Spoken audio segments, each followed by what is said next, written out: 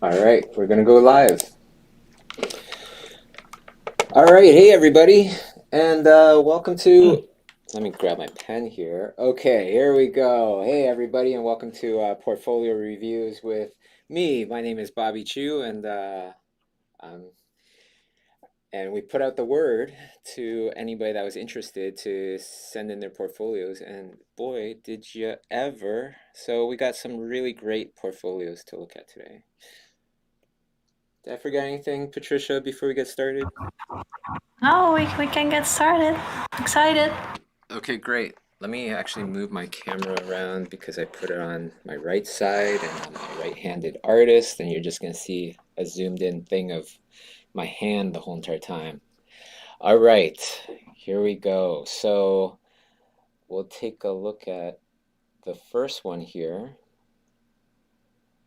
This first one is by, where are we here?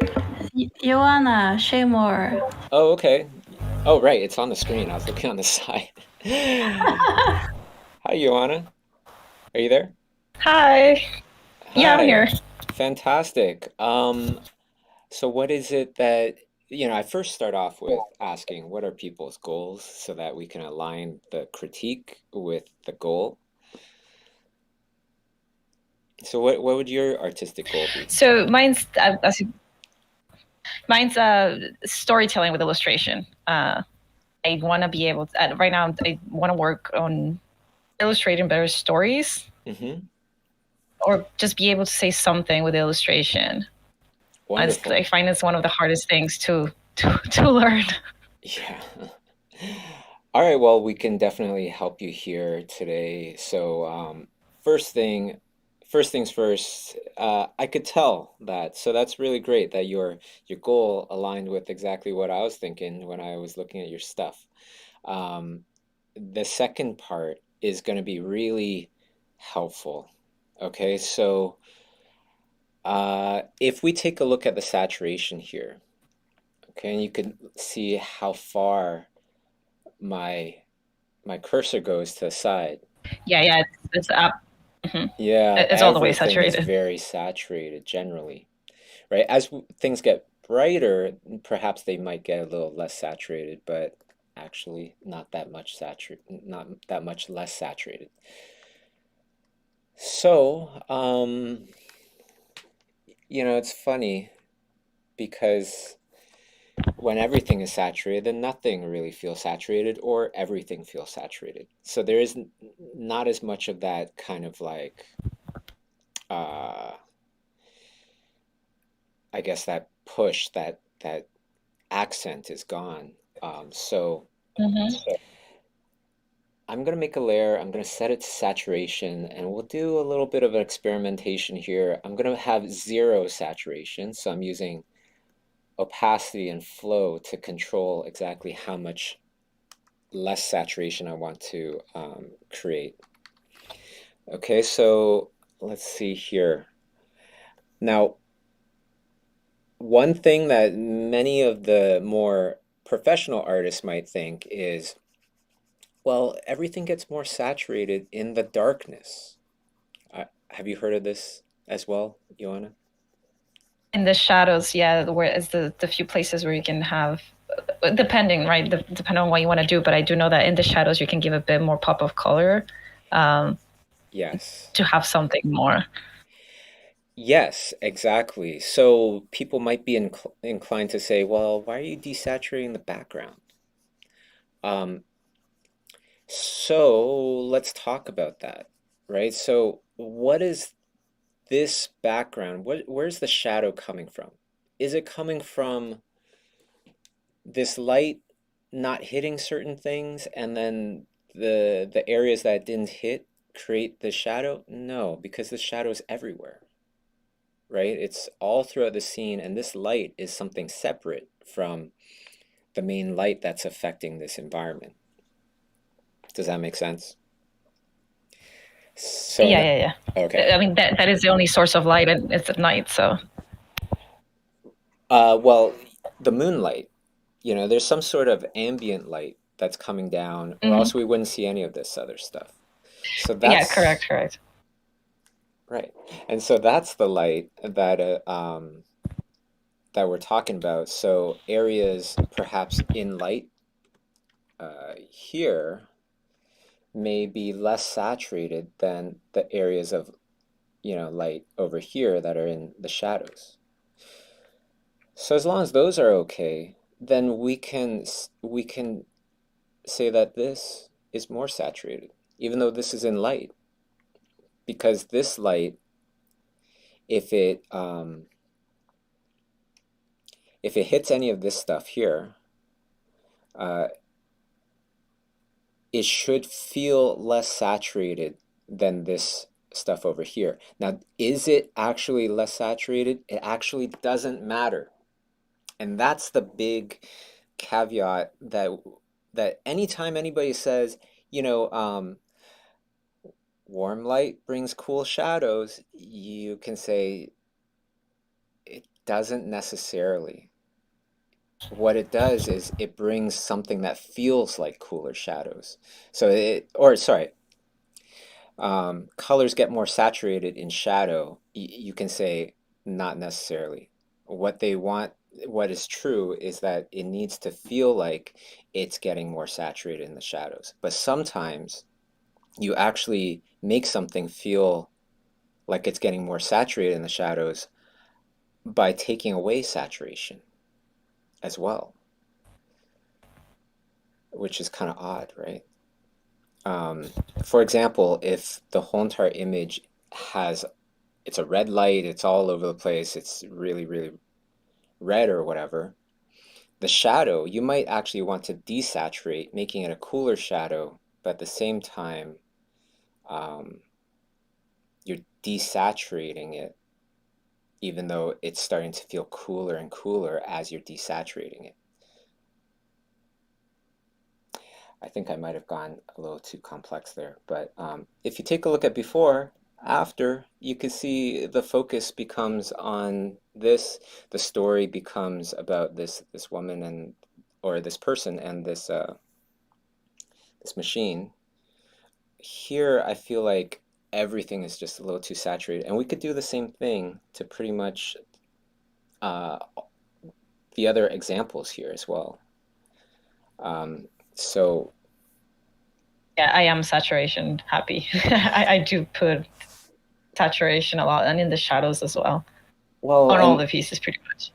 and this is also where I say, Johanna, that it's up to you. You are God here. You're creating the light, you're creating the shadows, you're creating the buildings, all that stuff, and you create the rules.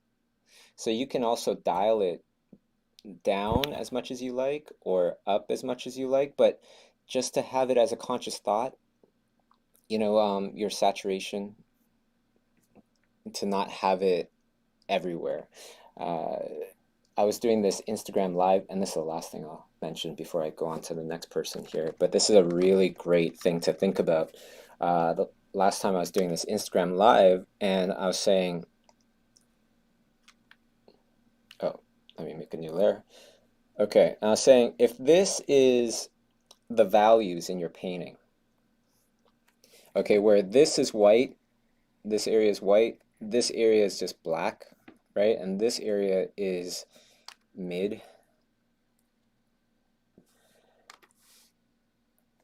Okay, and if we recorded for every pixel the value of every pixel, if we recorded it, um,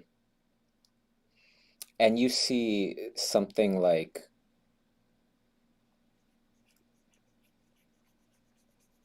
this, that's a boring painting. Um, if we did that with your painting, it's actually quite lovely. We would see a bunch of this stuff, we'd see a space, and then we see a little spike, right, indicating this area right here. This is a far more interesting composition, right? But if we're dealing with saturation and just graphing it as like completely saturated to not very saturated, uh, it would probably just all be like right here. And that, you feel like there needs to be something here as well. So even when you look at it in an analytical point of view, um, you can see where you can push things more. Does that make sense? Yeah, it makes I like it.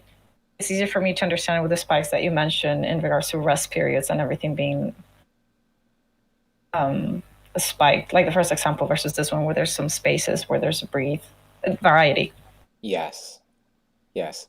Nathan Fowkes, if you have a schoolism course, he talks all about it. What does it Yes. say? Unity with variety. Yes. Yes. 100%. These are wonderful, though. I think you're on the right track. I think you just need to um, kind of play around with your saturation, your balance of saturation, and automatically you'll see another level come out of your work. Yeah. Thank you so much, Bobby. I really appreciate it. Thank you. You're welcome. All right, let's go on to the next one here. This is Christian. Is Christian here? Yes, I'm here. Hey, all right, Christian. Great. So, what is your artistic goal here? My artistic goal is I really want to work on animated shows. So I want so I like to work on visual development, and I also do a little bit of animator. So I'm an all around guy. Okay. Okay. Uh, so here's the thing about that. You can absolutely do Mhm. that. I know plenty of examples of people that were all around, kind of like jack of all trades and end up doing very well. Um, Mhm. However, from my own experience, and this is just my own experience, of course, there's many different ways to do things, but from my own experience, I felt like it was very difficult to get my career on a good pace when I was trying to get good at everything. Instead, what I did was I just selected one thing. And then I said, okay, I'm going to get really good at this thing until I'm like the top 5% of artists doing this. Um, until I could get paid and do well getting paid. And then after that, I'm going to learn this next thing and get it to a point where I could get paid and get paid well. And then I do the next thing and the next thing and the next thing. And when you look at my career, it goes even beyond art, right? Like I first really started doing that with art. Then, hey, why not try to figure out a convention?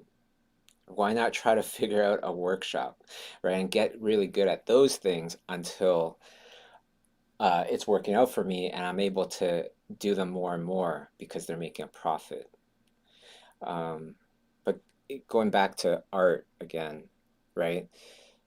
It seems like there is a lot of different, like you're spending your attention in different places, too many places perhaps. And if you only spent your attention on one place, then you'll get far better at that one thing. And a lot of times you find connections with that one thing to the other thing. Like you start learning how to paint characters really well, and you start to understand the relationship that painting characters have with painting environments or painting interiors like this. Um, that being said, let's go to your pieces here. All right, so the first one, let's start off with this room. Let me turn off my phone. My phone is going to be beeping. All right, so this room here, hmm. You know, the thing with this room is I just feel like I would have loved to almost like change the composition. You know, stairs going down, um, and then the spotlight is over here. It just uses the space so much more. Oops, you know. And it gives, like from this, I get this sense of like a little mysterious. Um, yeah, a little bit eerie, a little bit mysterious. If you kind of change the overall composition to make it a bit more dynamic, then I kind of feel like it would accentuate that feeling. Does that make sense? Yeah, yeah, it makes sense. It Okay. draws you into the like yeah. It's just a better use of all of your space because you have a lot of space here where, unless this is really important and the pipe here is really important, right? I feel like those spaces take up just way too much screen, and your eyes just generally go from these two areas, which it doesn't really travel too much. All right, so this next one here, this one here, let's see here, bring that back up. Right off the bat, I think the thing that hits me first is the different sizes of cars, right? We just want to be very sure if this car and this car holds the same types of people, like one is not humans and the other one's dwarves or something, then we want to be very careful with the size relationship. I know we're talking perspective and stuff here, but I'm pretty sure if you kind of take a look at it, like if you look at the curb, like we could zoom in and we could look at the curb and compare it to the tire, right? This takes up, very little of this tire, but then if you look at the height of the curb here versus the tire here, it takes up more, and so on and so forth. So that was one thing, and then the other thing is just this empty space here. You have these lovely clouds creating this kind of formation here. I would have loved to see it continue because I don't see any reason for it to stop.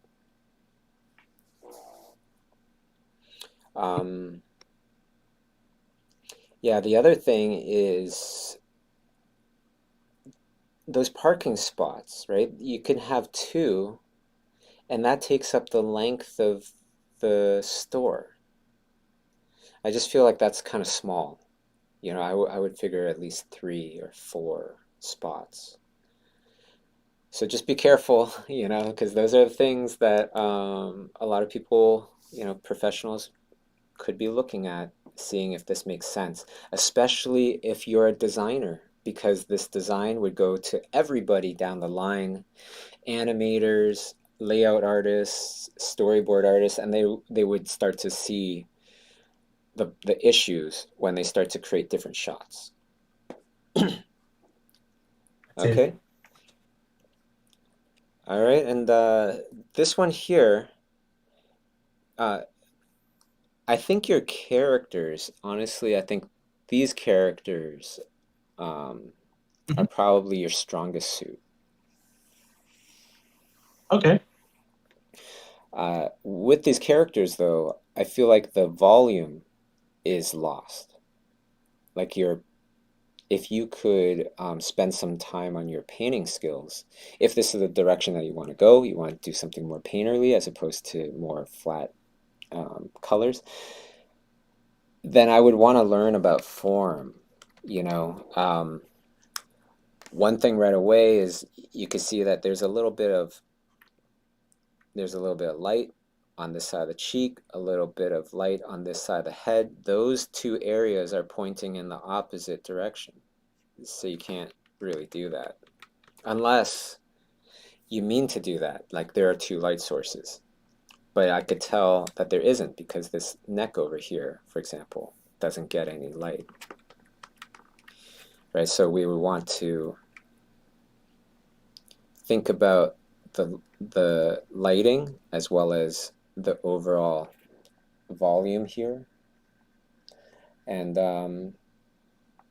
when everybody talks about structure and getting your structure proper, this is a perfect example of that.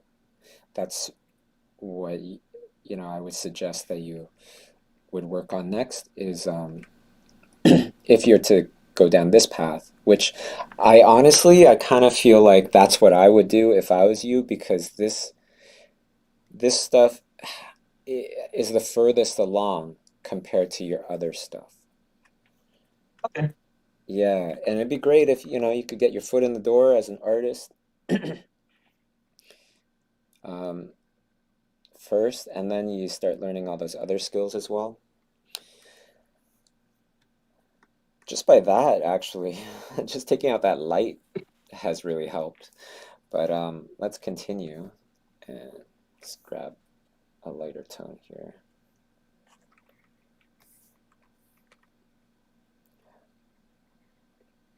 Okay, so we want to think in volumes, and there's a lot of courses on Schoolism.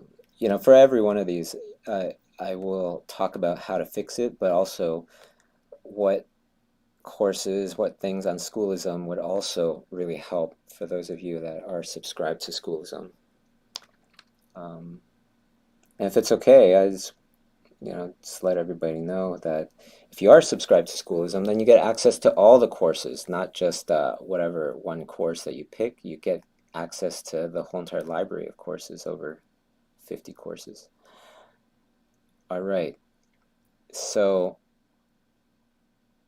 put in that structure, right? And this bird is really starting to come out. I see it. Right, if we take a look at before, you can see how linear that feels. I'm going to stop there, because otherwise I'll just keep going until we have a fully rendered thing. Yeah, but I do get what you mean, and I really appreciate all these pointers. Oh, my pleasure, Chrystin. I'm glad it helped. All Yeah. right, why don't we go on to the next person here? Okay, so the next person here, I'm not sure how to pronounce this name, so if this person is here, maybe you can educate me. Hey, can Hi. you hear me okay? Yes, Yeah, my name is Ele. Elle. I hope I got that right. Elle. Yes, you did. Okay, Yeah. fantastic. Super cool name. Our names have something in common. If you spell that backwards, it's the same thing, just like Bob, right? Okay, so what is your artistic goal here? Yeah, so I'm a Viz Dev artist, but lately I've been trying to focus more on getting into background design and props. Just because like I've just been looking at a lot of junior positions and it seems that there tend to be more openings in those two specifically. But yeah, generally I do enjoy concept as a whole. Fantastic. Your props are legit. They look so Thank cool. you. You have Thank you so really, much. yeah, you have really wonderful ideas. Thank you. This is really cool too. The whole idea here of this serpent that's also kind of like has tree-like parts to it. Yeah. It's very different. It's very cool. And your serpent, you didn't just draw a big snake with branches coming out. You thought about it, you gave these extra little parts and things like that. So I really appreciate that. Let's go with this one in the corner first. Yeah. So this one in the corner, going with the lighting, we could see that this is kind of like coming to golden hour. The sun is very low, which means that there's going to be a lot of that influence from that golden light there, right? And it would also create heavy shadows because of Yeah. the time of day. So that's where I would I would do this one with a palette that really accentuates the golden kind of vibe here of all the water.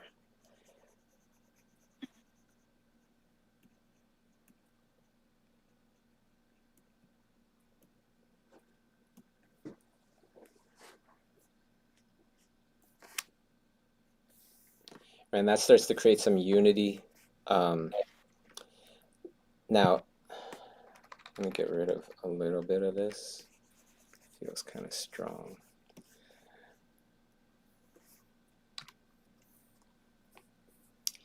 These guys here.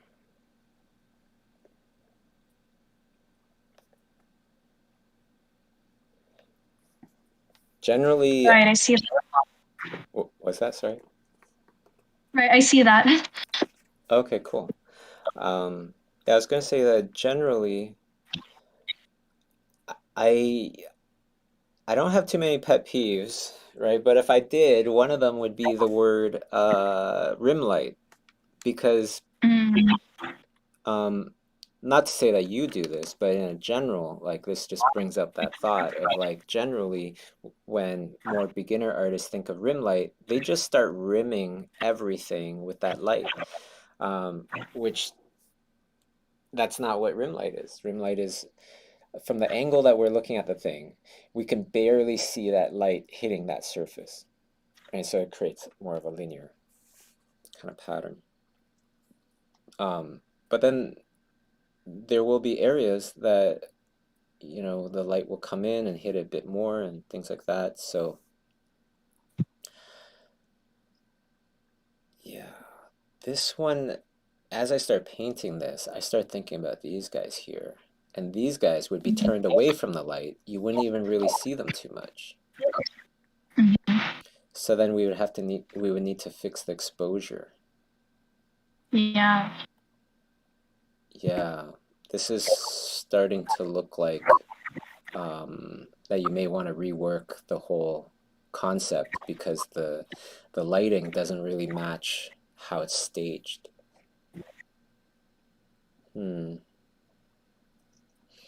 Unless there was Okay, I see that. another light source somewhere.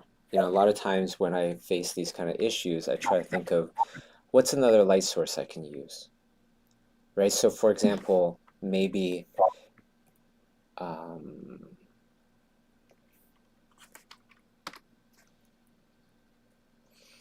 maybe there's fire, right? Maybe there's fire on the boat and there's pieces of wood that also have the fire or something, and that gives us the excuse, right, to light it up as such so that we can you know, see these guys a bit more clear.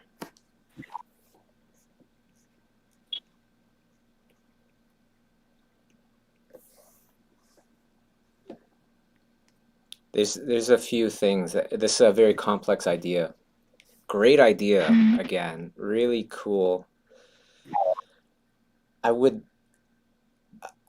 like it's just me, but the whole idea here is very like, oh my God, that's so tragic, right? This mermaid is getting scooped up, and the guys or these other mermaids are trying to, or more mermen, whatever, are trying to rescue this person, right? So it's very much like this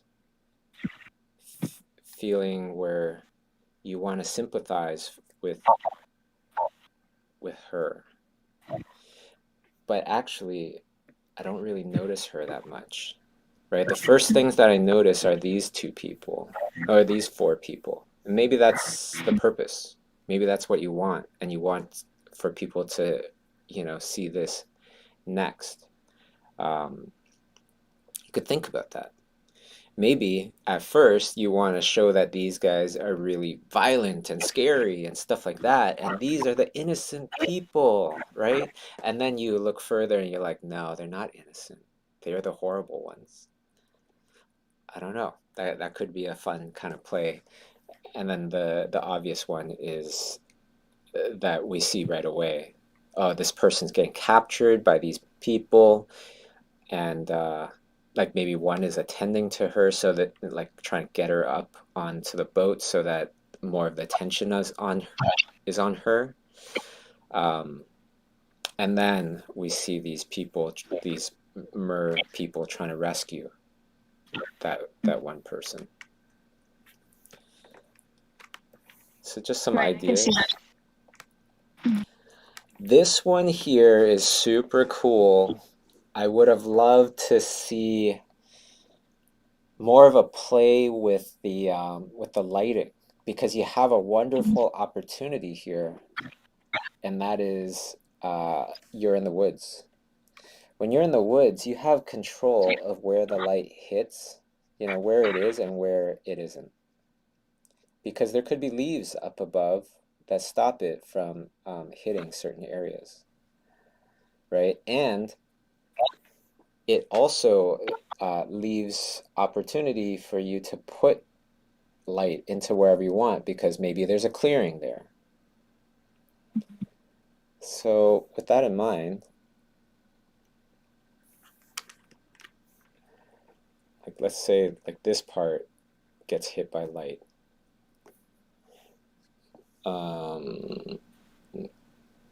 Maybe this part too. And that would lead to the wood.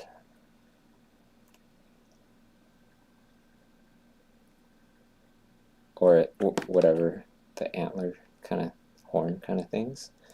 And so now we can notice that branch a lot more.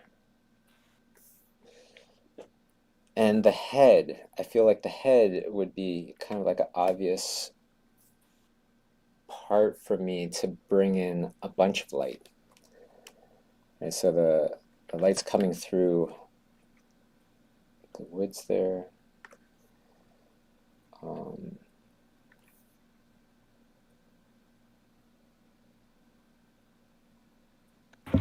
Looks already amazing, and now with the light hitting the branch is really cool. And a lot of love for this in the chat. Like a lot of people are really loving this concept.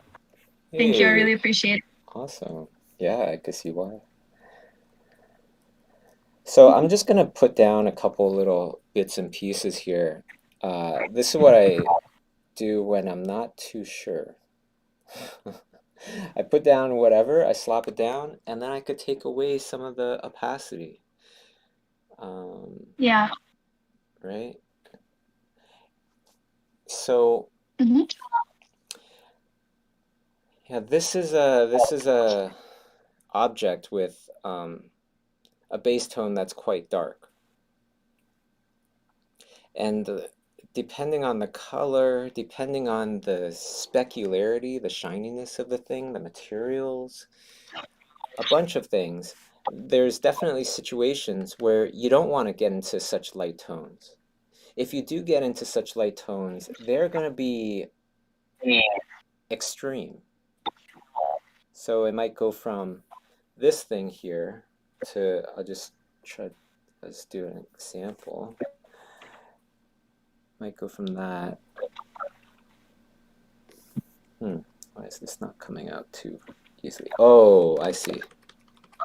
I'm painting on a layer that's semi-opaque. Okay, let's do this again.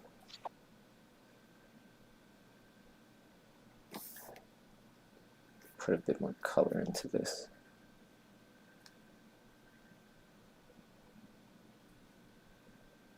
Right, this light is just coming down. It's just hitting the snake. And as it starts to hit the area of transition, I start to dab, because then you could start to see indications of the scales a lot more. Indications of the bark a lot more.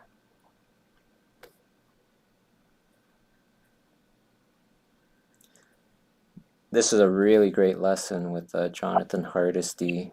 Actually, he teaches textures on Schoolism, and he classifies textures in many different ways. One is the bumpiness, and then that equates to the silhouette, but also it pertains to the areas of transition going from direct light to indirect light. You can start to see indications of texture in those areas the most.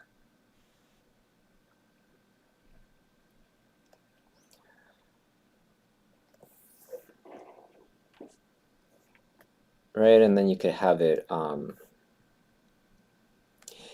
appear wherever you want, this light, really. But just a little bit like that, you could see how much it could really, here we go. There's before. And you can see how much we're kind of bringing the snake out now.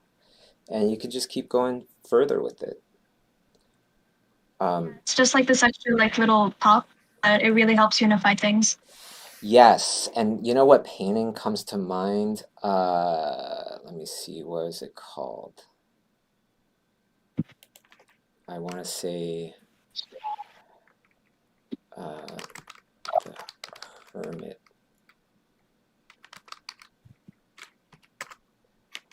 The Hermit by John Singer Sargent. This is such a cool painting because you're not meant to see the guy at first. Let me move this over a touch. Or let me try to open this up in a secondary one. Okay, there we go. Right, and I'm actually going to copy paste it here because it's just so cool. This way we could take a look at it even closer. So at first you don't see the guy, right? Yeah. And this is what I'm talking about, like pockets of light, because you're in a forest, all of a sudden you can control everything and you can put the pockets of light wherever you want to design the story however, almost like however you want. This is such a cool painting because at first it's meant to see a bunch of just like, you know, static almost, right? And then when you look at the painting further, the viewer is rewarded with the hermit here, the hermit that lives in the forest. And if they're looking in further, they would see these deer, right? That you barely even notice. And doesn't that almost like, it's so poetic how all this stuff works in seeing how the story is. Because the story, you have these deer that are skittish, but they don't even notice the hermit, right? It's like a first and second read sort of thing. Yeah, and third read. It's so nice. Yeah. I feel like there is an opportunity there for your painting as well. You know, just being able to control where the light hits, where the light doesn't hit. All right. The props, they're wonderful. They look really cool. They do feel like sometimes it just feels like, is it soft definition in some places or something? I'm not quite sure, but it looks outstanding, and your ideas are top notch. That's probably the hardest thing to teach anybody. Thank you so much. All right, you're very welcome. Let's go on to the next person. So let's go to Candace. Is Candace here? Yes, thank you. This is so cool. So you use 3D as well as painting in your stuff, yeah? Yeah, Blender usually. It's awesome. Thank you. Yeah. So just looking at these various ones, this one up here, let me make a new layer.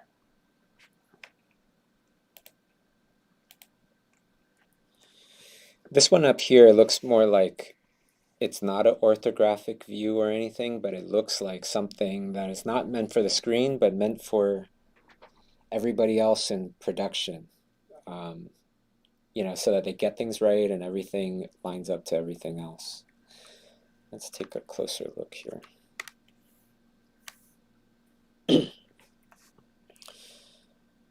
Yeah, beautiful.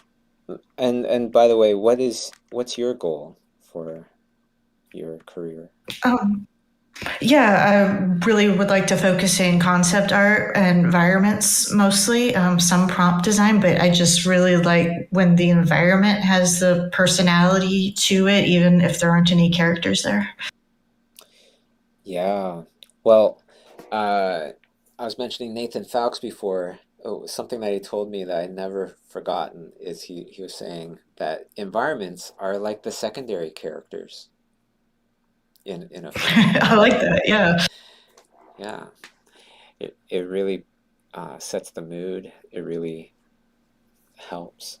So with this, your Blender stuff looks legit. Looks like you have, you know, uh, you've done Blender for a while. Looks really cool. I would say the only thing that really strikes me about this is I start to look at everything in here and going, does it make sense? What it is, the size of it, those kind of things. So when I start to think about that a bit, the first thing that I think about are these shelves. And again, this is wonderful, so I don't want to, just point at, look for holes. I want to also tell you like all the awesome stuff that you're doing. But this shelf here, you can see that there's like one shelf, two shelves, three. And then this one is almost like on the ground, I think, maybe. You can see how little this person is. And I know this person is further away from the shelf, but looking at the rest of the perspective, you could imagine how big this guy will get when we get over here.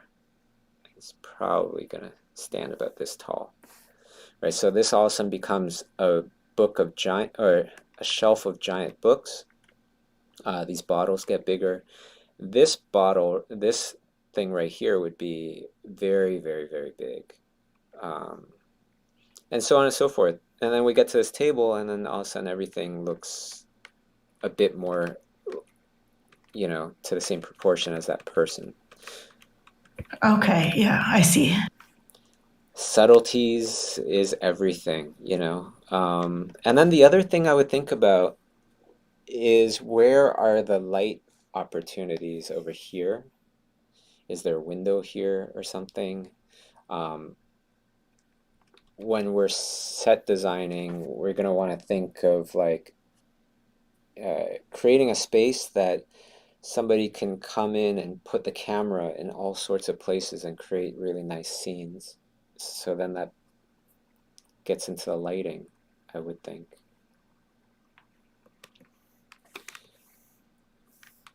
Let's go to this one down here. Beautiful. Really cool mood.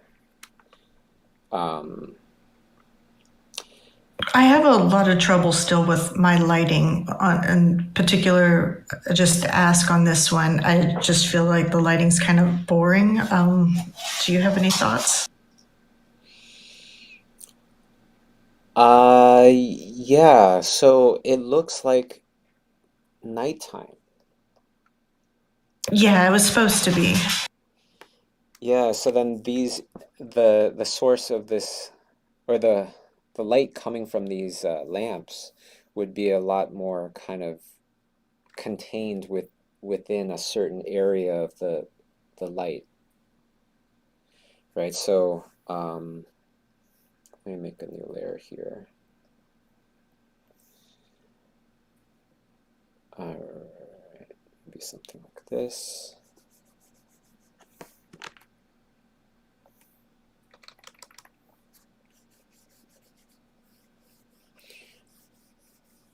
So I would start off probably doing something a bit more like this. I'll just go over all of it and then erase.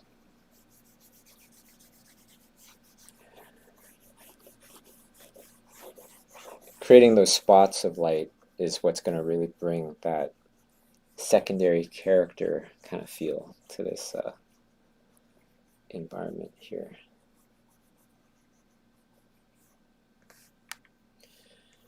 Okay, so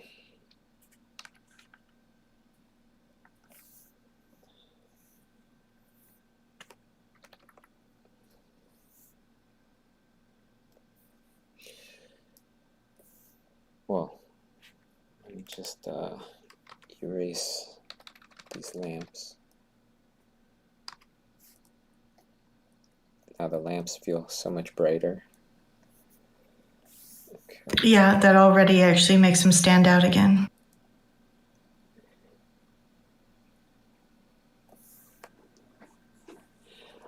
All right, so I'm gonna go into this other one here. Sorry, this other layer that I have. And with this other layer,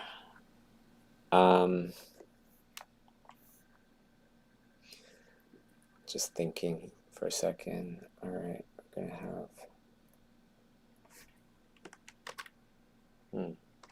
why isn't this showing up?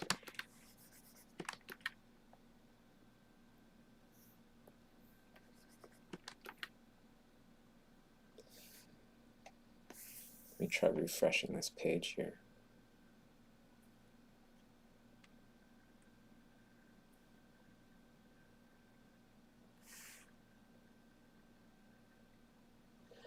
All right. Oh, it must be. Oh, okay. Now I'm on the wrong layer. Okay. What the heck? Oh, switch me over to. Never mind. I was on an eraser tool. Okay, here we go.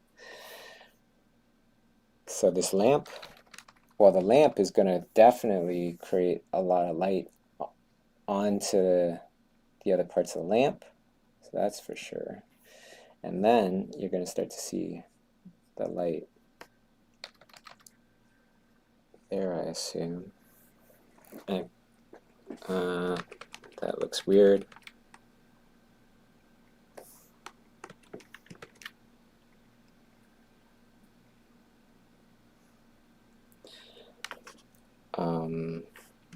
You know what, let's do it the other way around. Sometimes when you don't know what to, like, where the light's supposed to go or something, you just try to dumb it down to a couple different options. That's how I kind of do it. So I'm looking at this lamp, I'm thinking, well, it's a very vertical thing, so whatever the light is going to be on the top is going to be different than the light towards the bottom. Right, so it's either the bottom part could be more light lit up, and then the light starts to dissipate as we go up, or the other way around. So I just try both of them real quick.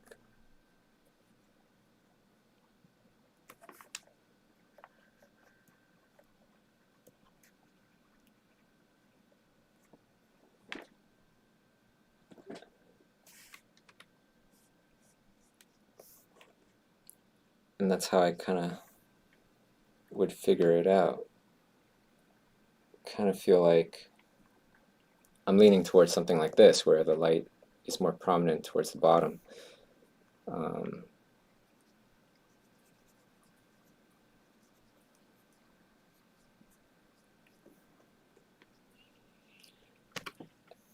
And just going to contrast that with some details of the architecture here.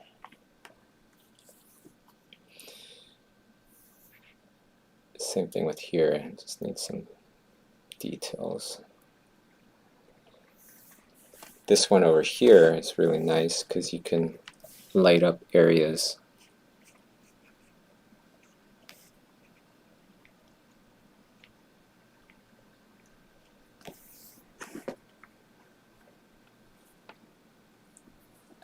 But if the focal point is here, well, we'll want to make sure that the focal point stays there. So maybe a lot of this stuff gets dumbed down.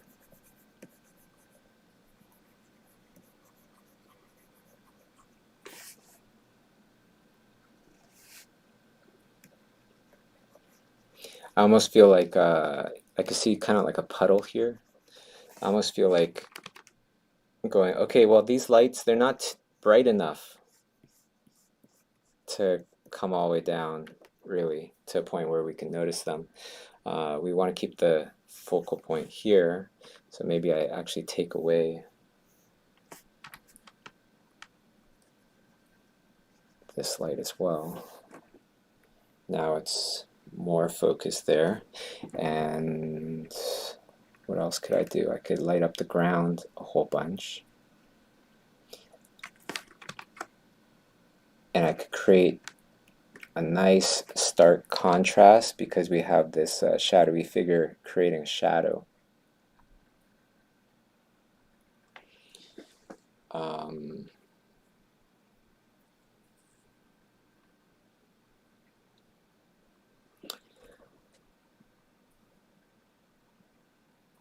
Yeah, I don't know. I would love to put another window somewhere, like over here or something, so that I'm just Like over by the figure? I'm just trying to get this light to come out a bit. You know what I mean? Oh, Because if I we see. could do Okay, that, then we're good, right? Then we have this trail leading your eye to that point, that focal point. Okay, yeah. That's how I'm kind of seeing this. Now, just to kind of show like before and after. This is before, right? So you can see like how artificial the light looks now. Does that make sense? Yeah. It really focuses it quite a bit more with the new lighting scheme. All right, perfect. This is so cool. This looks really like it feels like a story moment, like really amazing to see. It's fun for Thank me you so too. much. A lot of times I look at these things, I don't know how to fix them at first. It's a problem, right? It's a fun challenge, and you start to do one thing and you're like, okay, well now we need to do another thing and then another thing, so on and so forth. And your work, Candice, I've seen like more of your stuff. It's really awesome. So check her out. Check everyone out. Thank you so much. I appreciate that a lot. Right on. Well, and here's your Instagram handle. There you go. And for this one, it starts to look like Blender when you have ovals that start to skew a bit. So I would just be a little bit more careful of that. Because we still have, we can still select the camera that we want to use. And just, Okay, yeah. Otherwise,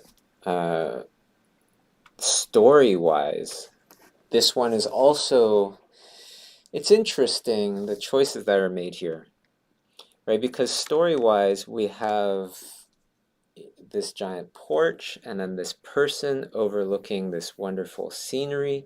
We have a little dog that's being ignored that wants some attention, kind of thing.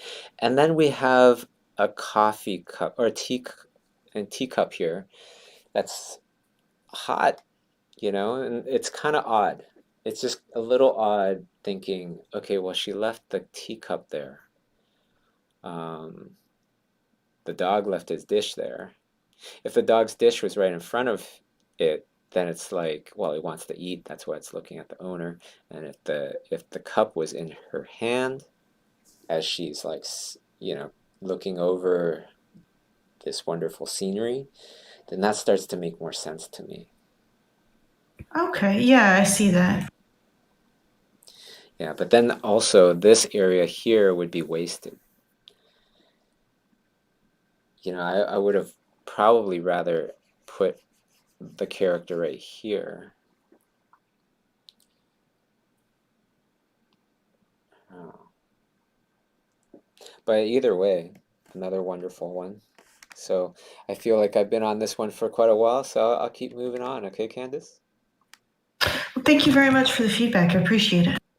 Wonderful work. I really appreciated seeing your lovely work. All right, let's go on to the next one here. Leanna. Awesome. Is Leanna here? Hello. Holy smokes, Leanna. This is wonderful. Thank you so much. So what is it that that you know, what's your ultimate artistic goal? Do you have one? I'd really love to work on an animated feature film one day. Oh, wow. Well, to be perfectly honest, I think you're very much on your way. You definitely have that potential.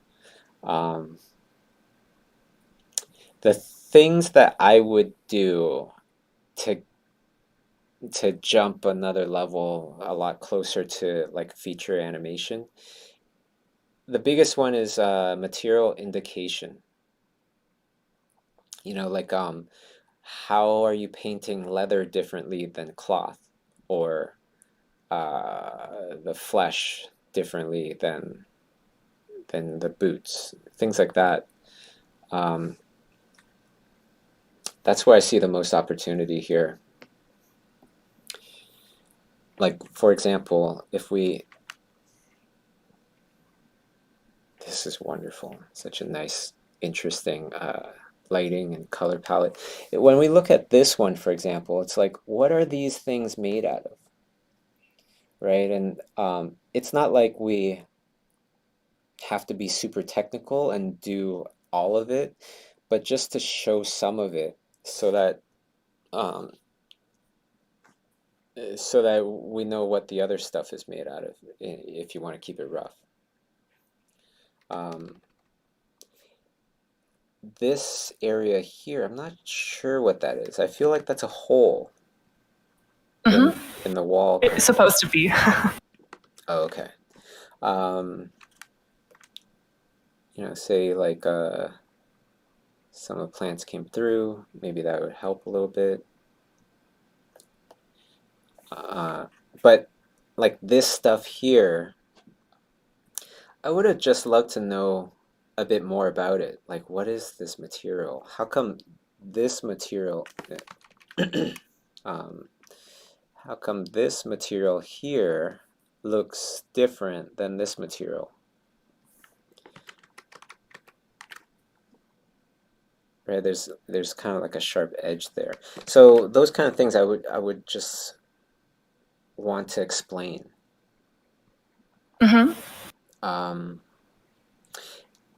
I would just look at all the little bits and pieces, especially in the connecting pieces. So this piece, this railing here, connects with whatever's underneath it. How does it connect?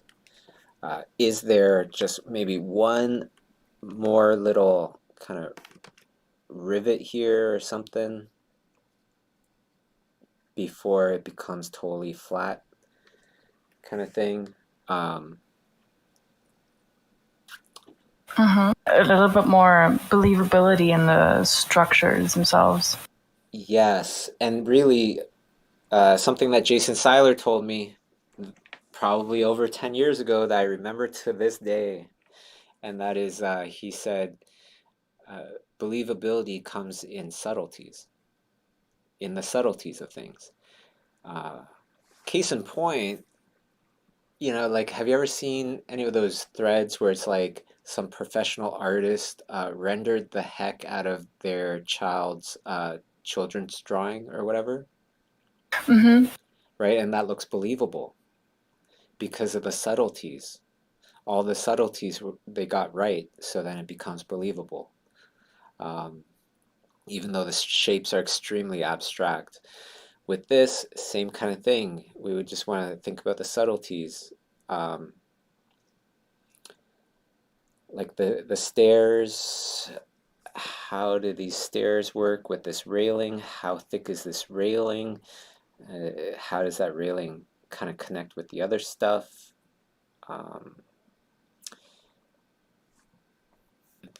This stuff here, it could be like, well, this is cloth, this is leather, so maybe you want to have something there that's going to talk a little bit about the leather.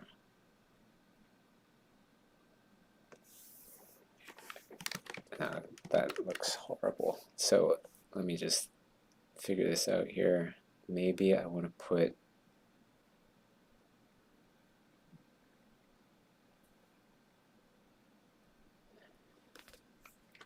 And just have this kind of wash away.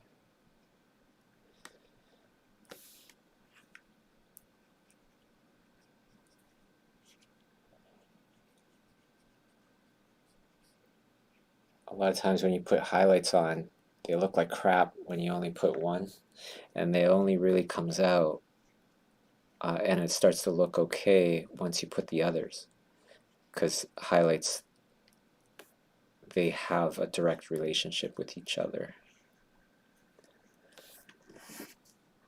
Oh yeah, these folds are great. Right. Once you start adding in more highlights, then you can start to see the opportunities here, and it starts to kind of make more sense.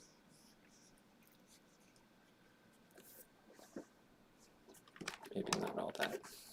Maybe something more like that.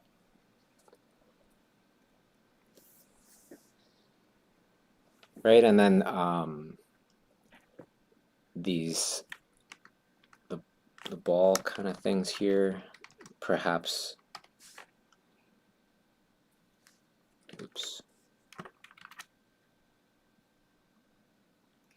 Perhaps we want to give it more of a different kind of texture, soften it up a little bit, that kind of thing. Mm-hmm. This is lovely. This is lovely. And again, it's like for animated features or something, I would definitely want to see more textural kind of indications here. It looks lovely as an illustration.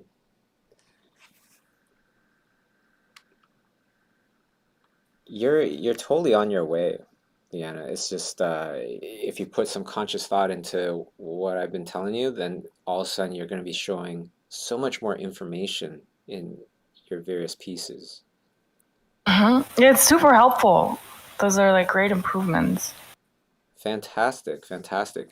For those of you that are connecting with any of Leanna's, any of the things I've been mentioning to Leanna, one course comes straight to the top of my mind, and that's Airi Pan's Foolproof Concept Art. Airi Pan is, if you haven't been following Airi, that's an artist to keep track of, because her trajectory is absolutely incredible. I think she did TED Talks at like 16 years old, graduated school. Her first job out of school is a senior concept artist position. And she's the youngest Schoolism instructor I've ever asked, to teach on there, because yeah, her thinking and her skills and her teaching method is so on point. I really, really recommend that one. I'll definitely check it out. Yeah, please do. You will not regret it. And another one that comes to mind is actually Alexandria Neonike. She just came out with a course called Character Design and Costumes for Games. Since we're just talking about, characters and everything. All right. Thank you so much for your wonderful artwork here. Thank you. Thank you so much for your time. Absolutely. Instagram. There you go. Let's go on to the next one here. So, Ryan. I want to say Rand. I hope I got that right. Yeah, it's almost. It's Ryan. Oh, sweet. With the accent and everything, I won't attempt it and embarrass myself, but hello. Hello. Very cool. Very cool. I think one of the coolest is this one here.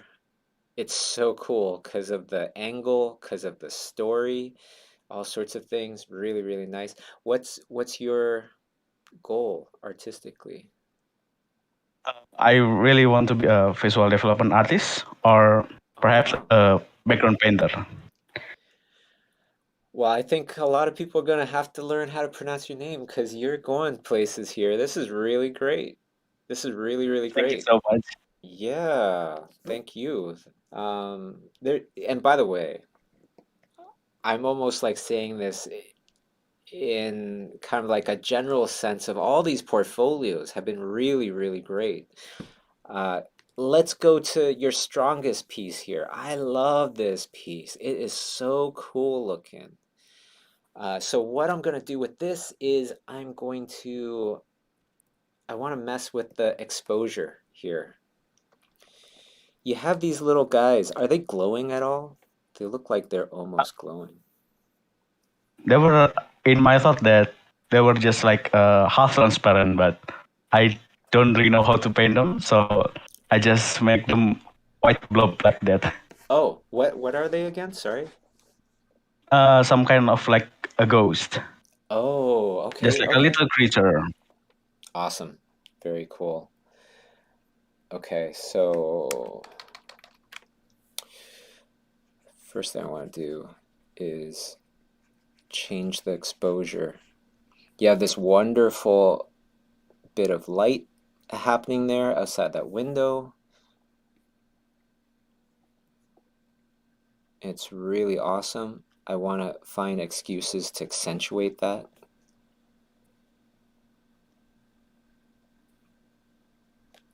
So if I darken all this other stuff, creating a nice dark silhouette, I'm thinking that would be the first step to kind of really bring out this character. And by the way, everybody, I know it may be hard to believe, but I was not painting like this at all when I was out of college. You know, when I finished my traditional kind of schooling, I couldn't get a job. So after creating Schoolism, though, I started to actually take the classes on Schoolism. Sam Nielsen's class, Dice Tatsumi, you know, Sam Nielsen, all these guys doing Helen Mingju Chen's course.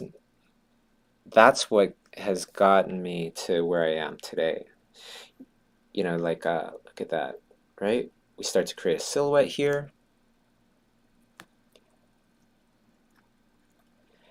Yeah, so the course suggestions that I'm saying, they're not just me guessing, it's from experience. Okay. So I think that would be my first step. And then the second step is, well, there's glass there on that that window thing that just popped open.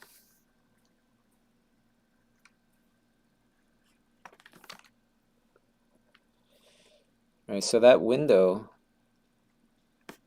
is going to be, it could be reflective. The glass could be very reflective.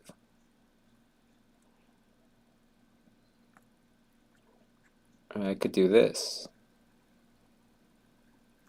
Ah, I see, I see. But also, oh, hold on a second here. Let me think about this for a second. Okay.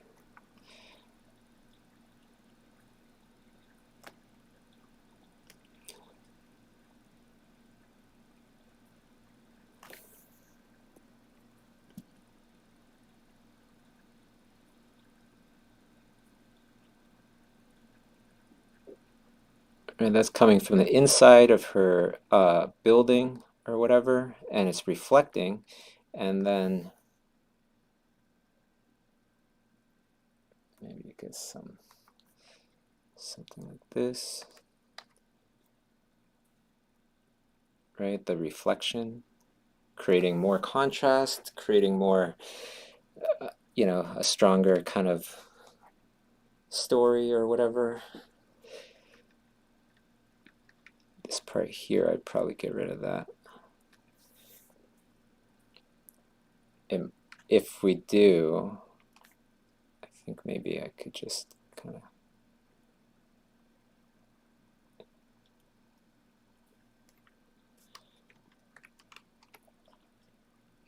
it's leaving some room for her shadow.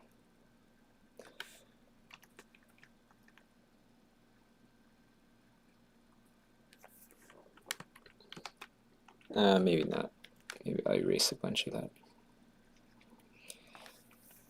Okay, and then some fun stuff. These are glowing little ghosts, so let's make them glowing.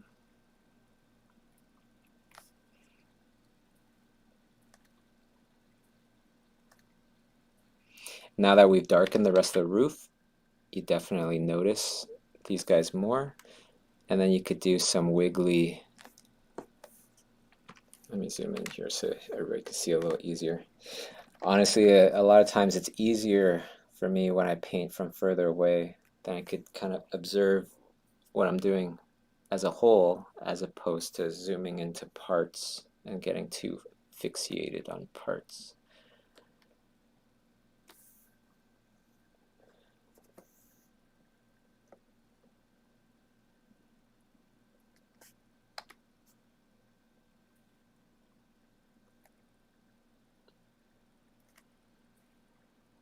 This is looking so cool. Thank you so much. Really amazing. Yeah. Right, we zoom out a little bit. Does that look good? Yeah, I feel like that looks good.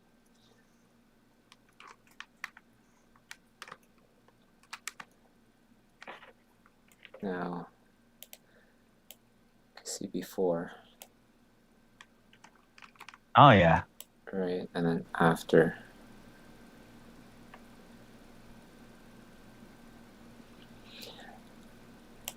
All right. There you go. Yeah, it's really cool. It made the character more pop out than before. Well, it's a wonderful image. It's a great idea. It's really fun. So, yeah, there you go. Thank you so much for your portfolio here. And it looks like I almost made it under the time limit this time. I think we were planning on doing something for, how long were we planning on doing this for? I forget. Usually 90 minutes. Oh, okay, cool. Well, we're on Discord, right? Does anybody have any questions for the last, 17 minutes or so? We have still some left. I don't know if you wanna. We have still some portfolios. Oh, I think we didn't put everyone, right? that was the last one on my In the list here. This one. Did I do this one? Oh, I didn't. Did I talk about this one? This one looks different. no, we didn't had that one yet. Oh my goodness. We have still, I think, 2 to go. Where are they? Okay, I'll find them. I'll find them. Anyways, here's Cameron. Okay. Cameron, are you here? Yeah, I'm here. Awesome. Okay, really cool stuff. What's your goal artistically? So my main goal is to work in concept art. Just graduated, and I'm trying to sort of narrow it down, to try and get jobs easier. Awesome. Okay. Very well. Sorry, go ahead. Yeah, you go on. Okay. Cool. Well, really neat stuff. It's funny because this one has such a nice mood to it. This one has such a nice mood to it, and this one doesn't. It's nice, but it doesn't have the mood. Does that make sense? Yeah, that makes sense. I've been kind of jumping all over the place style-wise as far as it goes. It's one project's Pirates, one project's Dark Souls. I'm trying to pick a direction, but it's quite difficult. Well, actually what I say about that is this one doesn't have to be moody to create kind of like a mood. It could be much more about the nice day, right? And if it's a really nice day, then perhaps I would do something more along the lines of changing the contrast a bit so everybody could feel like how wonderful and bright this day is. and just changing the exposure, kind of like on a camera, pretty much exactly like on a camera.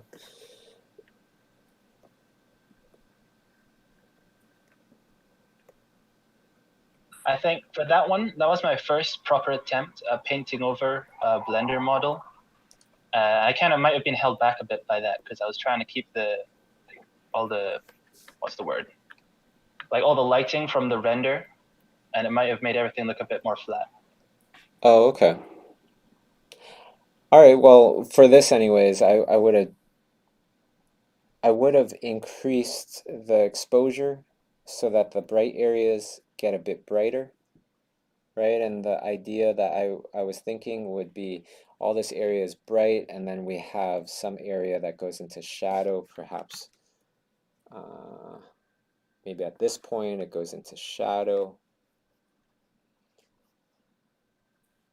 And then, because it looks like there's some sort of alcove here, it comes down. Then I would have created more of an interesting kind of shadow casted onto the water. So this area is back into light, and this is this area here is a shadow casted by the boat. The other shadow here is casted by whatever structure this is. I'm not sure how people dock on this thing, but if the boat is on this side, then there should probably be a dock or something over here. And then that could also go into shadow or whatever. Okay, so that's how I start to think about it as I start to build it up. Now let's go into these other ones, because these other ones, I see what you're doing there, and it's interesting, but I feel like your focus, you need to be more focused with your focus. So what I mean by this is when we look at this one, for example, we see this, let me see here. Okay, we see this, we see this, we see this, we see this. Which one is more important? The big tree? Right, the big tree is supposed to be more important. But you don't notice that tree as much as you should, and you probably notice these guys more than we should. Oh, okay. I see what you mean. Yeah, because also, when you think about it, you lit up this area, right? Have you ever seen how bright a red light is? It's not very bright. Have you ever seen a red light, you know, kind of like, sometimes when you see a traffic light and it doesn't have that cover on it, you can barely see that red light. Yeah, I get what you mean. Yeah, so in that case, what I would have done is, if you want to keep all the same stuff, I would have just dragged a lot of that lighting down in the background, so the background is still dark, and it has, the red has the dark background to be up against.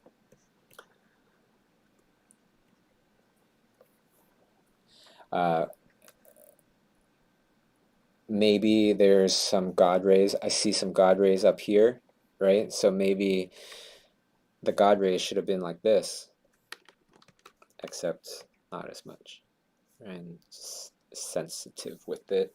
And then that, in turn, could help to bring the red maybe even brighter.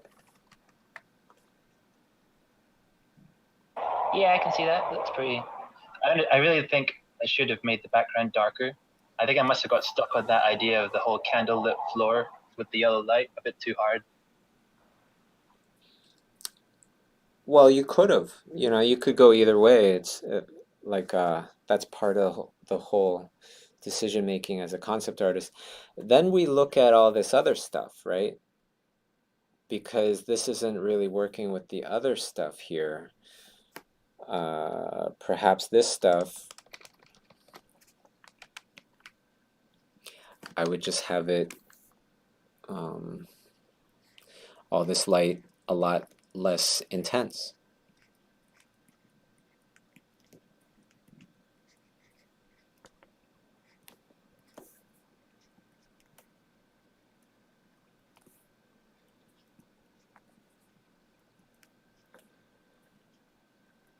I'm not sure what this is. Oh, that's some old stuff I got up on the top here. Let me get rid of it.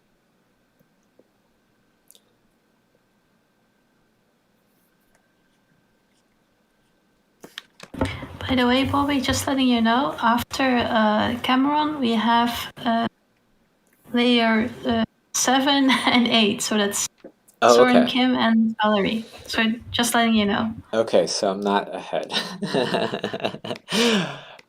No. But Okay. you're doing awesome. Okay, thank you. Yeah, so after this, I still feel like this guy is not getting enough attention. I probably would have found some sort of excuse to darken all this stuff here. Let me get rid of this light here. Let's just cover him up completely. And then I want to bring him in. I probably want to bring him in over here because it's more like making use of the entire canvas.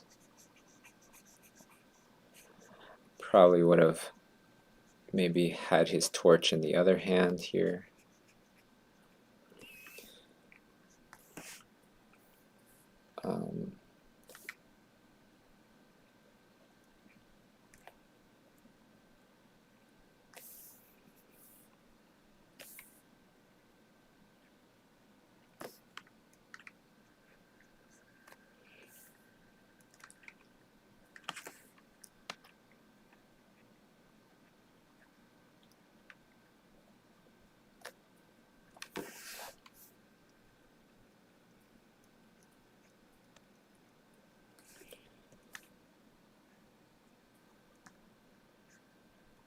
Oh, by any chance, Cameron, did you did a Fallout concept design challenge? Yeah, I did. People in YouTube are shouting you out. Awesome design stuff. Oh, that was so embarrassing. You have no idea. Oh, God. I didn't write my name on it like an idiot. It's all right. You're exposed now. Everybody knows now, at least. All right, so here we go. Let's see a little before and after here. Okay. You see how the attention starts to spread? Yeah, it looks a lot more focused down on that tree down there. I like it. Yeah, and there's more attention on the figure in the front too.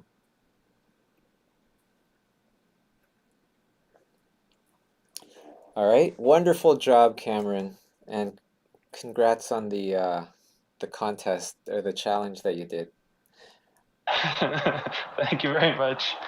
All right, great. Let's go on to this one here. Is this person here? Yes, hi. Beautiful. This is just beautiful stuff. This one up here, this bird sketch, so nice. Yeah. Oh, thank you. This is really nice too. Did you use reference for those? Yeah, it's supposedly a mix between a deer and a dachshund, that one there. Yeah, you could tell. I could tell. Yeah. Yeah, it's really cute. It's really fun idea too. This one here, I'm wondering if you use reference for this. Yeah, I referenced sort of the gargoyles from like Notre Dame and things like that. That was kind of what I was looking at, as well as a pug. Okay. Those were my reference images that I had. Yeah. Okay, cool. Well, lovely work, especially the stuff where you have reference for the lighting. Right, these two, it seems like you had some sort of reference for the lighting because they're on a different level than the gargoyle. The gargoyle, Yeah. I would assume you didn't have reference for the lighting, right? No, it was harder to find a picture actually for me to sort of get an idea of what the lighting would look like. Yeah, so you're right about that. Well, and that's a very common thing where some of us, we get really good at painting things when we have reference. And then Mhm. and then our our imaginative stuff, like strictly imaginative stuff with no reference, you can see a big difference in the skill levels. Mhm. I had the exact same problem. How I got over that Yeah, I think problem. one of the things I struggle. Oh, sorry. No, go ahead. Are you gonna say? Some of the things that I have trouble with, I think the most is lighting. It's sort of my, Oh, if I don't okay. find the correct thing, I muck up the lighting a little bit, and it's a little off, I feel sometimes. Yeah, when I was working on my first bunch of live action movies, that was an issue. My lighting wasn't so hot. And actually, Sam Nielsen, it's like one of the longest running teachers on Schoolism, was the one, his course is the one that taught me how light works. And then once I understood how light works, then I was able to construct things with light. So for those of you out there that are interested in like imaginative painting, that's a really great one there. I also have a course on there. It's not so hot, not too bad. I was gonna say not so hot. It is hot. It's good. It's well tested. All right, so going with this little guy here, I'm just thinking, okay, well, this is kind of like ambient light coming from the sky, pretty much straight downwards. It's not a really like super strong light source or anything. So I'm just going to start painting everything accordingly that way, thinking about the light coming down. So these ears, are they tilted upwards? I don't know. Could be. Kind of feels like perhaps they are. Then over here, it's not tilting upwards anymore. Creating a bit of a shadow there. Do you have a pug? No, I have a Jack Russell actually. Oh, okay. Yeah, but I am a dog lover, so that's why the dog thing continues. Okay, great. Yeah, so I think your main thing is just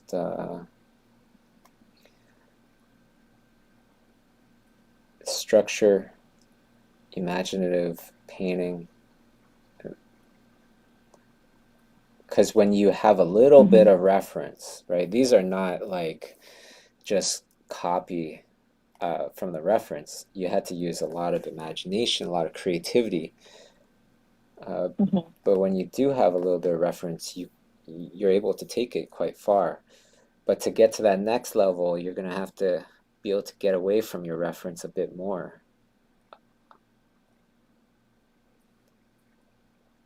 Yeah, okay. All right, I start to do this a little bit. This arm is going to get a bunch of light. And then perhaps this on the very top. If we take a look at before, you can see all that contrast starts to kind of hurt it a little bit, I think.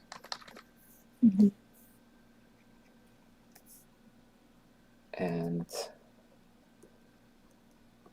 the very end, you could just add in a bit more.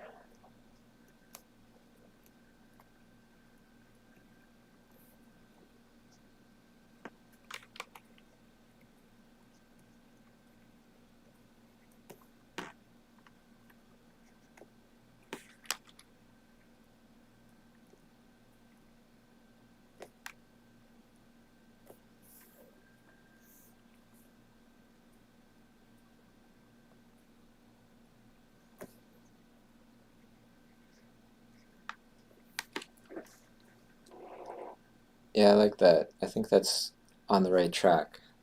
So before, after, this one you could definitely sense, okay, yeah, all this area is getting hit by the most light. All this other stuff is kind of like in the shadows of the upper body.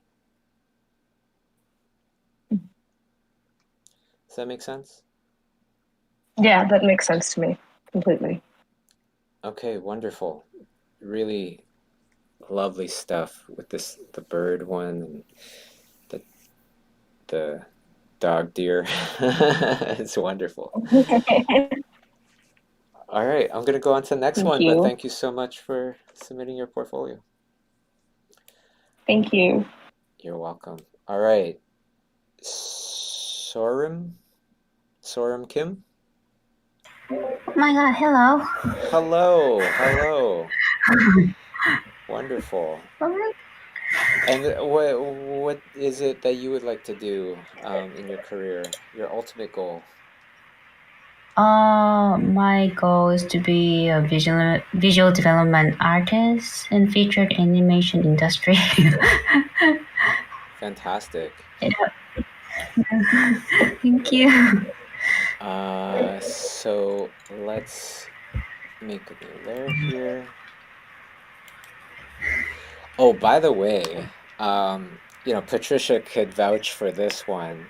Oh my goodness, I've been planning Lightbox Expo for the last bunch of days, and we were reviewing a little bit of the people that will be doing portfolio reviews at Lightbox, and it is absolutely insane, like so insane that I predict that there will be high-level professionals trying to get portfolio reviews, from other high-level professionals. For some reason, my reaction always is quite timid and my jaw dropped. So I was like, this is crazy. So many people. So yeah, it's lovely and amazing. You have to be there. Everyone is there. So yeah, prepared. Be prepared. That's what I've been mentioning on my run. The list is so amazing that it made Patricia's jaw drop. Yeah. I'm the one organizing it, and my jaw was just dropping as I was organizing this stuff. I was like, oh my gosh, this person's gonna do a portfolio review? And we're talking about like Dai Satsumi, production designer on Toy Story 3, art director on Toy Story 3, Oscar nominated for Dam Keeper, and so on and so forth. Rob Bliss, that designed Dobby for Harry Potter, he's going to be doing portfolio reviews. Craig Mullins, the godfather of digital painting, the number one digital painter, arguably, in the world, is doing portfolio reviews. Who else is there? There's so many. I think, now I'm just drawing a blank. It's like endless. It really is. Okay, so here we go. Mystical grannies. Love the whole idea, first of all. Just want to mention that. Let's start off with this top one here. Now, when you squint your eyes kind of thing, are things blending in? Are those the things that you want to blend in? I think that's the first thing that I would kind of tackle here. Okay, and there are some things that are blending in that I don't want to blend in. So I'm just going to create a little bit of contrast here.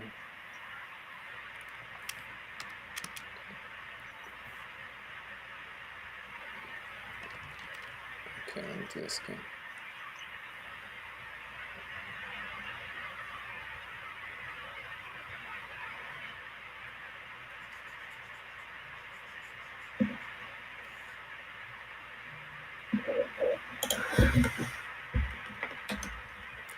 You could also notice that a lot of the things that I'm saying, it's like, well, it could have went this way or it could have went that way. They're conscious decisions to help to accentuate whatever objective I want for the painting. Because part of the whole thing about being a painter is also being able to make up the reasons for why things look the way that they look. Because a lot of times you'll tend to find yourself going, I wish there was a light there. I wish there was more light there. And then as the painter, it's up to us to figure out what could be there that could light up this area and make an excuse for it. Right? Maybe it's the exposure for some of these. That's what the answer was. Maybe it's something else. Maybe I need to add a light there. Where would this light come from? And those kind of things.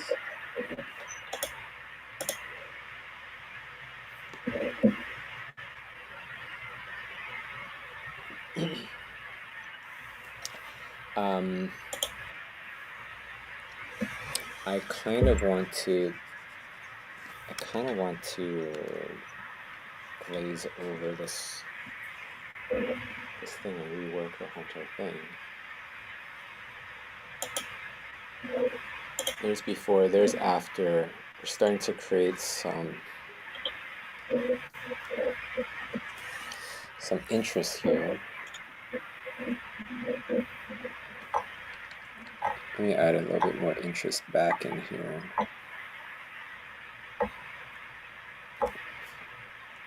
Just kind of thinking that that's maybe light from the door or whatever.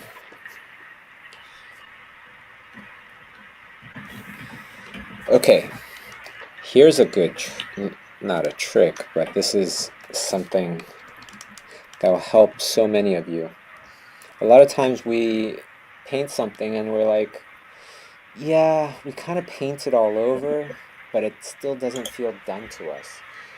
And then you try to paint some more on it, and it's difficult to paint more on it because there's already so much on it.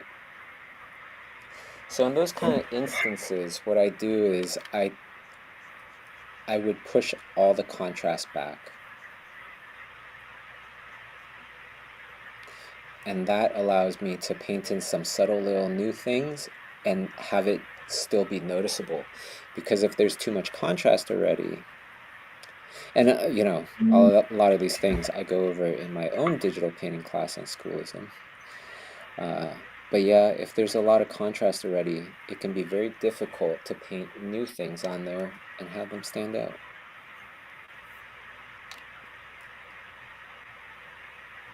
Right, so I push everything back.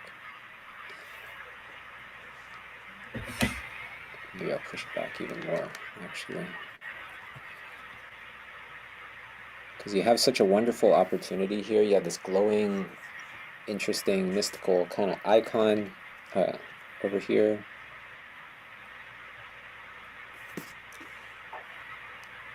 Let me just check when my next meeting is. Okay, cool. I have a little time. All right. So after I do this, then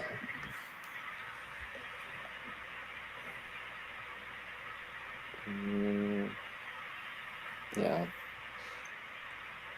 I'll make another layer, set it to screen. And now I can bring everything out again exactly the way that I want it.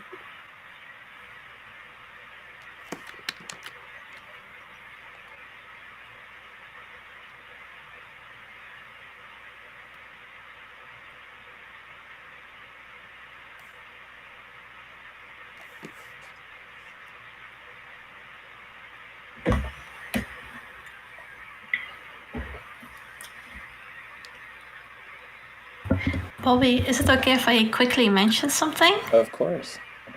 Tomorrow, me and Jonathan are going to do a community art and hang for the Journey to Lightbox challenge that we're hosting.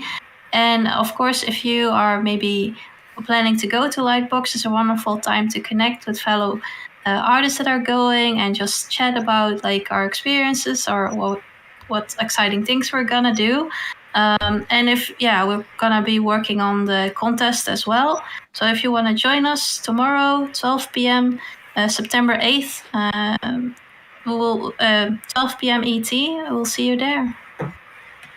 All right, fantastic. We'll be on the Discord.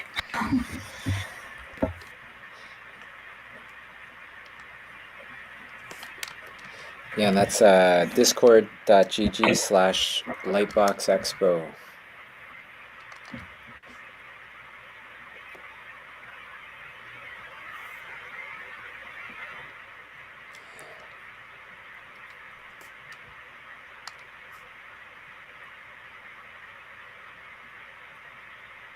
And a lot of people are raving about these amazing grandmas that you made.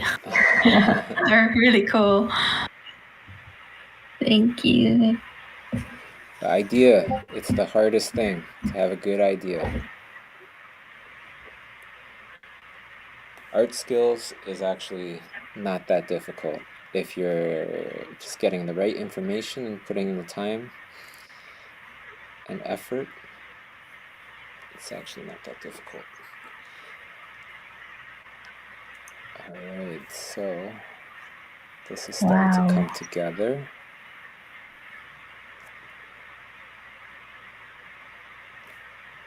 And you can notice I'm not really doing that many undos either.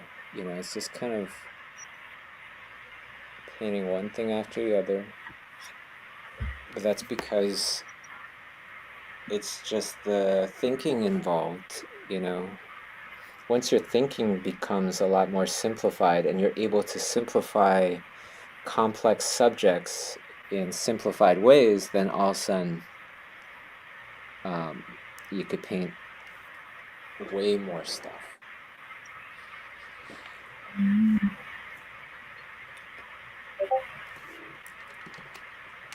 Let's do this.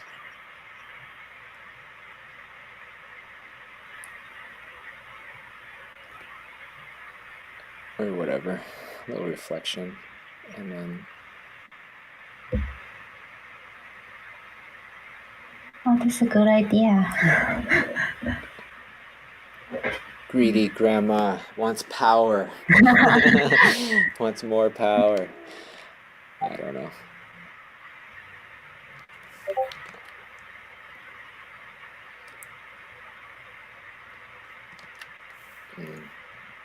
It's not looking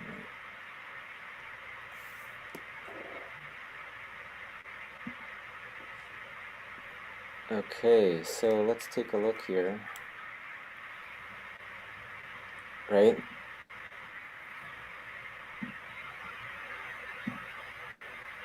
Wow.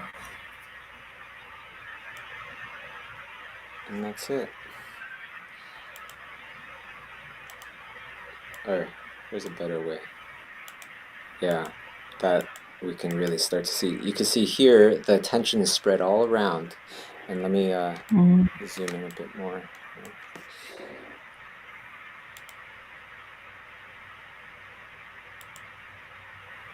I would increase the light, actually. Looking at all the wonderful light that you have here, I would increase the light because it's dumbed down quite a bit. Oops, where am I? I should go here.